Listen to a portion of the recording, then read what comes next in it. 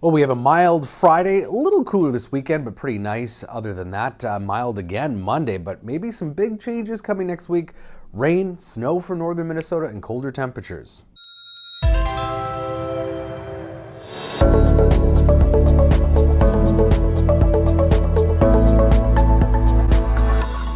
Pretty incredible warmth today. Temperatures at least 10 to 12 degrees above normal, even more in western Minnesota, where I think we'll see low 70s for places like Benson, Montevideo, even upper 60s though in the Twin Cities. All this warm air being pulled in by this next clipper system to our north. Counterclockwise rotation around any area of low pressure means that warmer air is being drawn in, and cooler air will come in behind it tomorrow, but not dramatically colder. It is going to get pretty windy though on Saturday behind that system. Showers with this next clipper mainly for northern Minnesota this evening into the overnight into northwestern Wisconsin, and then still some lingering sprinkles mostly for northern Minnesota on Saturday. I think we'll stay dry in southern Minnesota, but we are going to see a mix of clouds and sun here tomorrow.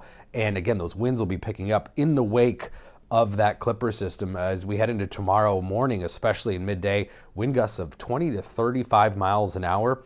So that will be bringing in some of that slightly cooler air that we'll have for Saturday and Sunday. And then again, we'll be back probably in the 60s on Monday. But the pattern we've been in is going to get beaten down here pretty well. We've got several systems in the Pacific and into the Aleutians that are going to be knocking down this ridge to our west. That's going to set us up for a stormier pattern next week.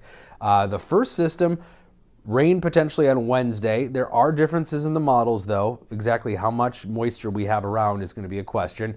But then potentially another system behind that. We're going to be set up along this temperature boundary, powerful jet stream for next week. And yeah, you see some of that blue, potential for some snow at the end of next week. But there are some really big differences to work out in the models. It does look as though colder air is going to be drawn in. Finally, each of those systems, one after the other, will help dislodge that cold as we head into the end of next week. But the European versus the American and Canadian models couldn't be more different. This is next Saturday. European model still has us near 60. The American and Canadian models, though, have us in the 30s and 40s. That's going to be a big difference in terms of, do we see rain or snow, or is the storm track even over Minnesota? Now, the Duluth National Weather Service is talking about that potential already for the storm track next week. But again, this is all dependent upon where the cold air sets up for late next week. Right now, looks like if we kind of look at all the models together and blend them together, we're probably looking at the higher likelihood of a measurable snowfall for northern or northwestern Minnesota, back into North Dakota especially.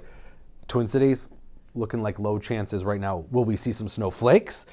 That's more possible, but a measurable snowfall might be a little harder to come by.